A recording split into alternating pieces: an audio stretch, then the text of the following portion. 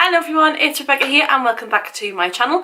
In today's video I'm bringing you my favourite reads of 2017. So 2017 for me was a really good reading year. For all, I read a very small amount of books. I think I read about 18 books last year. A lot of them were unbelievable. Basically everything was higher than a 3.5 out of 5 stars from what I can remember.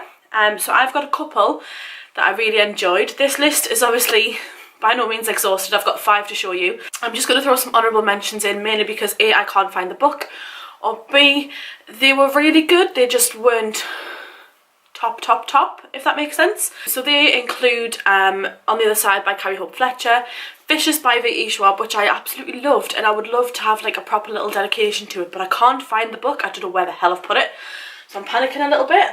I'm going to say there was one more, can't remember what it was. But yeah, the 2 main honourable mentions are On the Other Side by Carrie Hope Fletcher, which is this adorable story of Evie Snow, who needs to try and release her secrets before she basically gets allowed into heaven. She's at heaven's door. She can't get through until she releases these secrets. So she finds herself sort of going back and releasing all of these secrets to the relevant people. It's an absolutely adorable little story and a brilliant debut fiction piece from Carrie Hope Fletcher. The second one, Vicious, is by V.E. Schwab, and this follows 2 students, university students or college students in America, who believe that through near-death experiences you can gain human superpowers. So we follow them as they try and have near-death experiences to gain superpowers, and it was such a terrifyingly fun story. So I can't wait to get to the rest of V.E. Schwab's works, which I already own, that I have. So I've got A Darker Shade of Magic and This Savage Song and Our Dark Duet to read at the moment. They're the ones I've purchased, so I can't wait to get to them. So without further ado, I am going to get into the books that I actually own, or actually have in front of me here. So these ones are the top 5 picks of 2017. The first one is a bit of a no-brainer. It's the one that I started 2017 on, and it's Assassin's Apprentice by Robin Hobb. I absolutely adored this. After putting it off and putting it off and putting it off, I don't know why I put it off so long. I really enjoyed this. So the Assassin's Apprentice follows Fitz, who is the son of one of the princes of the kingdom, but not through his wife, basically. So apologies if you find this offensive, but essentially he is an let's see, yeah, they basically say it on the back of the book, he is a royal bastard. I do apologise for the offensive language, but that is what he is. So he is born into royalty, not through the royal marriage as such between the prince and the princess, but by the prince and a one-night stand woman. He ends up basically living at the royal grounds a few years after he's born, and has brought up knowing that essentially, yes, one of the princes is his father, but nobody wants anything to do with him other than the king, which is his grandfather. We see Fitz, who is struggling to fit in this royal society where realistically he should belong, but at the same time he doesn't because of his status, which is the bastard status. So we see him trying to cope with that. Now, there is something that kind of throws a little curveball in there for him, and that is something called the wit, which basically means that he can talk to animals and he can sense animals and essentially pretty much control them. There is one day comes along where he's living with the stable master, and the stable master's like, you need to stop using it because people are going to catch on and it's just going to make more of a name for yourself than you already have. But then another moment comes along where the king goes, you know what, we have use for him. We would like to make him an assassin and go out and do royal duties with the prince, or on the prince's behalf. We would like to go out and make him do royal duties. I really enjoyed it, basically.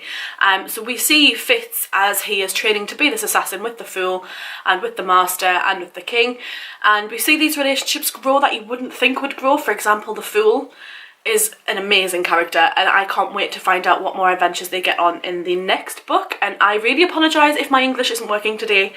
I don't know what's wrong with me, basically. I absolutely adore the writing style. I know that Robin Hobb is a massive author to get into in terms of her works, so I can't wait to get to Royal Assassin, which is book 2 of the Farseer trilogy, and that should be sometime this year, hopefully. Book 2 is the one that I followed the Assassin's Apprentice with, and that is Station 11 by Emily St. John Mandel.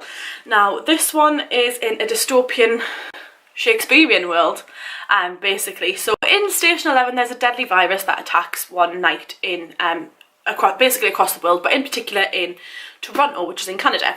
There's this one night where this famous actor is doing a Shakespearean play on stage, and basically has this virus and dies on stage.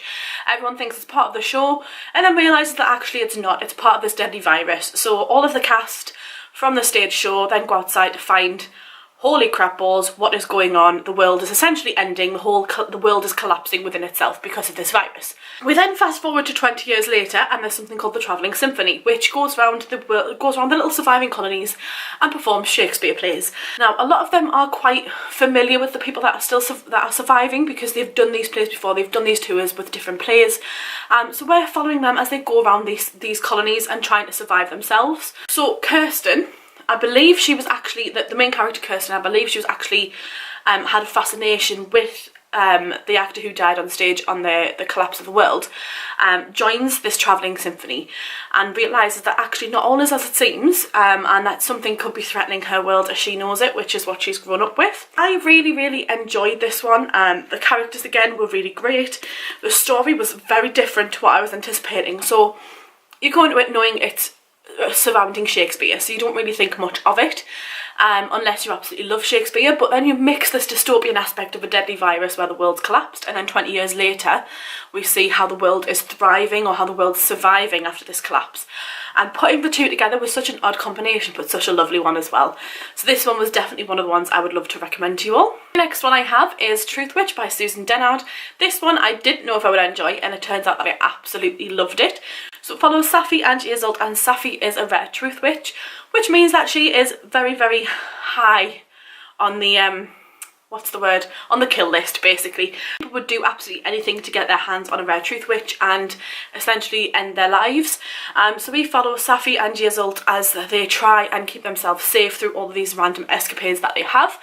I really enjoyed the story of this. I'll try and leave a link to all the Goodreads pages down below so you can see the full synopsis of all of the books in particular, because I know I suck at describing what goes on, but I can't really say too much without spoiling it. I loved this companionship between Safi and Isolde, and I loved where the story took us. So it starts off in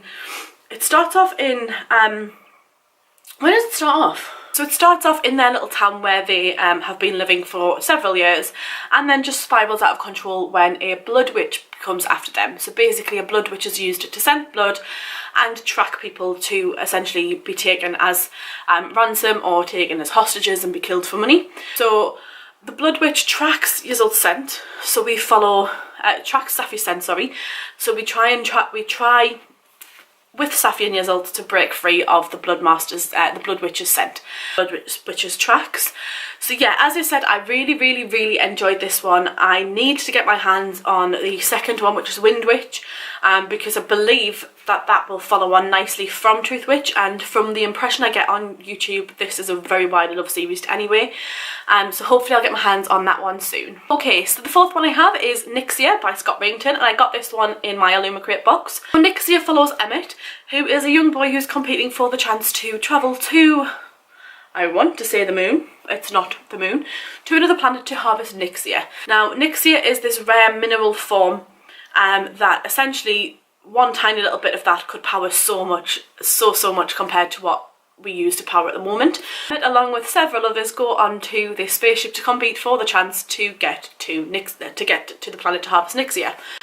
So this one basically follows them. It's a kind of like a mix of Ender's Game in terms of competing on a spaceship, and I would say the Hunger Games, because essentially if you don't get to harvest Nixia, you get a big payout and go back to Earth, which, what's the point in going back to Earth if you've been given the chance to harvest this Nixia and not actually do it?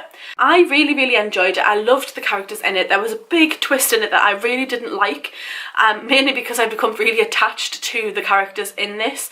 Every single one of them, there wasn't a character that I actually didn't like, which is very rare for me. Even the nasty ones I really liked.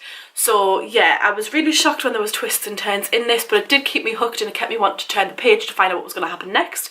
And apparently there's going to be more in this series, so I can't wait, because I need more Emmett in my life, like now. I need it now. So the final book I have is The Betrayal by Kate Furnivall, and this one was kindly sent to me by Kate and the publishing team, so thank you very much for that. This one is completely different to the rest of the books on the pile, and it's actually a historical fiction novel set in World War II, or in the build-up to World War II. So we follow twin sisters Florence and Romy, who basically experience something quite drastic when they're very, very young, and we follow them sort of fast forward 20 years later and see how they're still coping with that. Now, in the height of this, it is set in Paris, so in the height of this we have the French trying to sort of cope with Germany and England and they're right smack bang in the middle. So Romy is a pilot. Now Romy goes on secret daring missions to sort of recover bits and pieces, and goes on missions on behalf of her boss to essentially smuggle some goods in and do a bit of, you know, a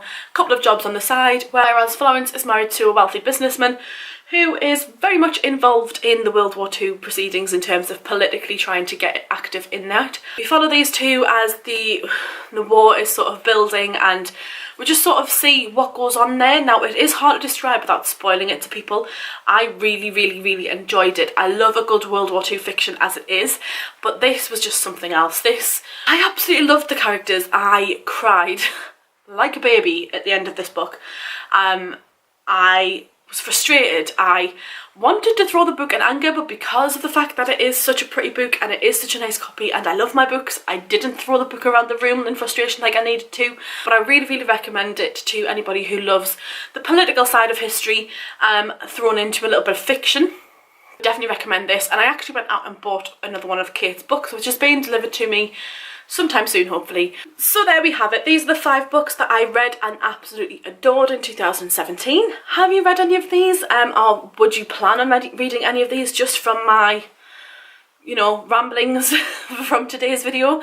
Let me know in the comments down below what was your favourite read of 2017, and maybe, just maybe, I'll add that to my wish list for my TBR pile. But thank you all so much for watching, and I'll see you all soon with another video. Bye! It starts off in their little, it starts off